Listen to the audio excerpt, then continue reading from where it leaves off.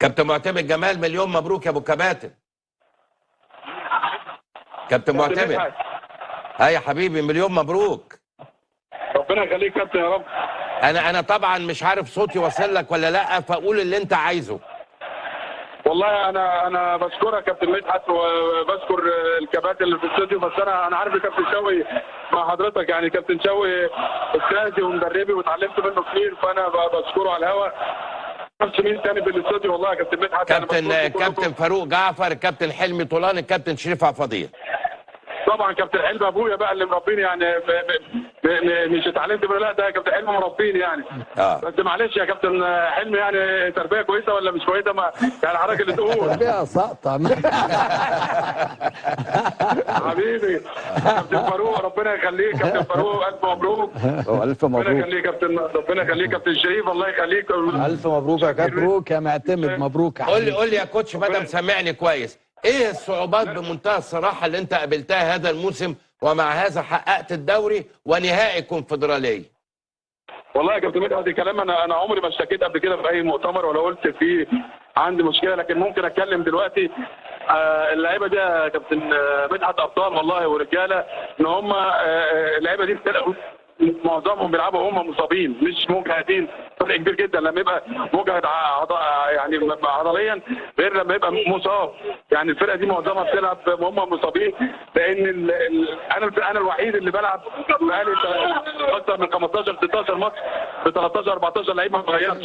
ما عنديش الرفاهيه اللي انا اعمل روتيشن زي بقيه الانديه يعني. فاللعيبه دي ابطال بشكرهم، يعني صعوبات ما بعدها صعوبات الحمد لله. بشكر الولاد الصغيرين اللي هم قدرنا نستند عليهم في بدايه المشوار لغايه ما اللعيبه رجعت، واللعيبه الدوليه رجعت، والحمد لله قدرنا نعمل تيم.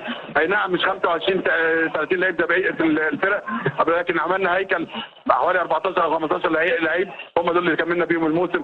فالحمد لله كويس. زعلان جدا على بطوله افريقيا، بس زي ما بقول لحضرتك ما كنتش اقدر نضغط في بدايه المباراه زي ما كانت الناس عايزه، لان انا الوحيد اللي كنت عارف امكانيات اللعيبه زي النهارده بالظبط.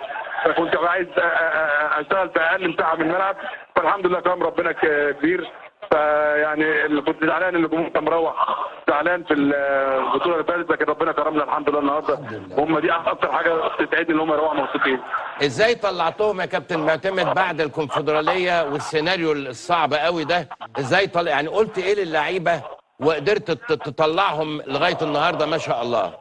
والله يا كابتن مدحت يمكن ساعدني الحمد لله. انا عايز يا كابتن او اتنين، لكن اعتقد ان انا الحمد لله عندي 6 7 لعيبه، يعني بدايه من عبد الله وعمر وعواد ومهدي وصبحي ومش وفتوح وكل مش عايز انسى حد. انا عندي 7 8 في الفرقه، فبشكل كبير ساعدوني ان هم يلموا فده كان عليهم دور مهم جدا في ال3 ايام اللي فاتوا، اللي احنا قدرنا افريقيا مع شيء كان صعب جدا، صعب عليا انا كمان كمدير فني، ما بالك اللعيبه. لكن الحمد لله معايا لعيبه رجاله وقدروا يفصلوا عشان نتعب جمهور الزمالك الحمد لله. سؤال قبل الاخير يا كابتن، انت طبعا متابع السوشيال ميديا والكلام ده. بعد الكونفدراليه قالوا الكابتن معتمد بيقول للعيبه ارجعوا لورا ارجعوا لورا ارجعوا لورا. مهم قوي ان انت برضو ترد على النقطه دي. لا انا صوتي راح، لان اللعيب بطبعه يا كابتن بيخاف على المباراه. اول ما بيجيب جول اوتوماتيك، وبعدين في وسط مثلا 40 50 الف صوته مش هيوصل له. انا ما كنتش بقول ارجع لورا، انا كنت بقول اطلع لقدام. بس مهما انت عارف الكباتن الكبار عارفين في وضع كده، في كتر ما خوفك على الماتش انت اوتوماتيك بترجع لورا على اساس تبقى مخلي بالك من الهدف اللي انت جبته.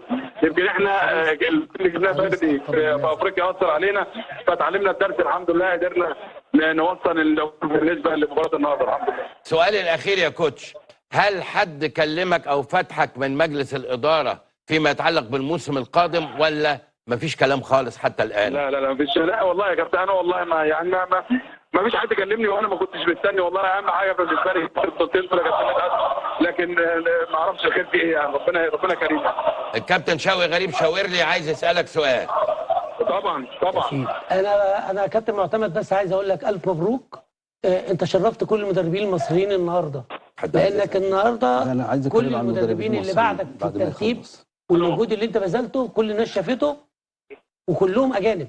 فدي حاجه انت النهارده رفعت اسم المدرب المصري قدام كل المدربين اللي موجودين في الدوري المصري. كابتن فاروق كمان عايز يقول لك كلمه يا كابتن معتمد. كابتن فاروق جعفر عايز يقول لك كلمه. يا كابتن مصر. كابتن فاروق اتفضل يا كابتن فاروق. اولا معتمد مبروك، وان شاء الله دايما انا لسه بتكلم مع الكابتن مدحت ان لازم المدرب المصري يبقى له دور ويبقى له شخصيته بقت موجوده في الدوري العام المصري، جماهيريته بقت موجوده، ثقافته بقت موجوده، اداؤه بقى مع اللعيبه بشكل كويس، عارف يعني ايه معنويا ونفسيا يتعامل مع اللعيبه، وعارف حاله اللعيبه وظروف النادي اللي احنا كنا فيها صعب السنه دي في ايقاف اللعيبه والظروف الماديه. ورغم كل ده انت كنت واقف على رجلك وكنت شجاع واستمريت مع الفرقه، فربنا وفقك. وان شاء الله يبقى دي وجهه مجلس اداره نادي الزمالك ان المدرب المصري هو الاصلح للانديه المصريه في نفس التوقيت. مبروك يا كوتش، الف مبروك يا حبيبي، وبالتوفيق ليك دايما، وشرفت زي ما الكباتن بيقول. كابتن حلمي برضو نفس الكلام بيقولوا دلوقتي. مليون مبروك يا ابويا يا رب. ايوه انا عارف ان ابوك، انا عارف. بشرف بيك يا حبيبي. مبروك يا كوتش، الف مبروك. حبيبي يا كابتن. مبروك يا حبيبي، الف مبروك الف مبروك. يعني كان مهم قوي يرد على حكايه الكونفدراليه. طبعا. بيقول لك انا كنت بقول لهم اطلعوا لقدام. فعلا النهارده طول لا الوقت النهارده طول الوقت هو بيقول اطلعوا لقدام برضه يا كابتن.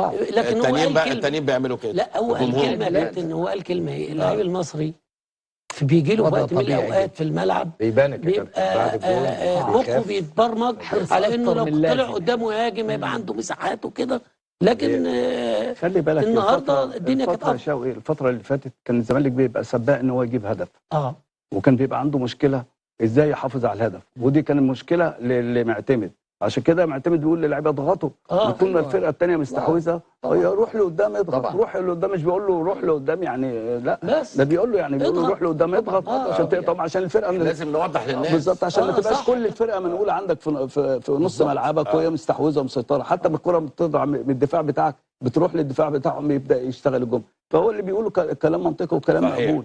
يعني سؤال تخيلي بره الموضوع عشان بيقولوا لي في ودني دلوقتي، سؤال تخيلي: هل ممكن يبقى مصطفى محمد خارج قائمة المنتخب ولاعب عبد الكريم حمزة عبد الكريم يبقى جوه القائمة؟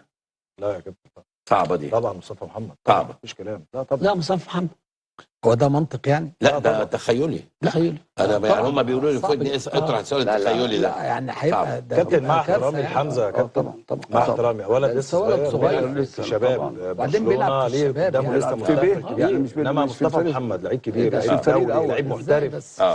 لا ما ينفعش. صعبه الحكايه دي. واحنا عندنا غير مصطفى محمد. خلي بالك يا حلمي، هو في حاجه برضو النهارده حصلت في الماتشات بتاع النهارده يا كابتن، يعني لو ممكن اتكلم فيها. اتفضل. في 3 ماتشات اللي كانوا بيتلعبوا النهارده وكنا كلنا متابعين ال3 ماتشات والكلام ده وكده. طبعا لما تيجي تشوف الاصرار بتاع ال3 فرق النهارده ان كل واحد عايز يوصل لهدف. تكررت النادي الاهلي جاب جون في اول دقيقه واتطرد منه لعيب وفضل الوقت كله كاملا انه بيلعب ومتمسك انه لازم ياخد ال3 نقط بالظبط.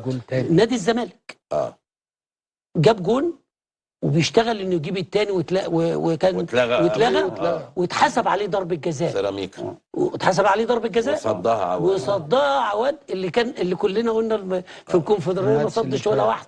يعني هو سبب رئيسي النهارده طبعا في ان ادى للزمالك افضليه. اصرار اللعيبه معاه نفس الوضع. نادي بيراميدز جاب جول اتعادل 1-1. ايوه، وكان في اصرار انه لازم يطلع كسبان بالظبط، لانه هو برضه حاط في دماغه ان ممكن الظروف تتغير. فالنهارده ال3 ماتشات الاستفاده الفنيه منهم والاستفاده اللي موجوده منهم انا شايف انها كتيره قوي، وخاصه انك تفضل لاخر ماتش في الموسم. ودي الروح اللي موجوده عند اللعيبه، صحيح. ودي القوه اللي موجوده عند اللعيبه، وده الاداء اللي موجود عند اللعيبه. والمدربين ال3 موجودين، 2 مدربين اجانب والكابتن معتمد مصري. ال3 النهارده سبحان الله. والكابتن معتمد ده تفوق على الجميع، الثاني والثالث خواجات والاول مصري، ويتفوق عليهم كلهم. ودي رساله بس يعني اؤكد لك السنه الجايه يعني الاهلي طبعا بيبحث دلوقتي عن مدير فني اجنبي، كلنا عارفين طبعا. والزمالك نتمنى طبعا كابتن معتمد، لكن الله اعلم دماغهم فيها ايه. هل حد عنده معلومه بالنسبه للزمالك؟ لا احنا قلنا الكابتن معتمد يستمر طبعا. انتوا قلتوا، لكن احنا هل في بنقول معلومه؟ احنا مجلس الاداره. احنا قلنا عند مجلس لا طب ال 18 ايقاف قيد دول هيتحلوا يا كابتن حلمي؟ اعتقد ان هي هتتحل يعني. مم. انا يعني على علم بان في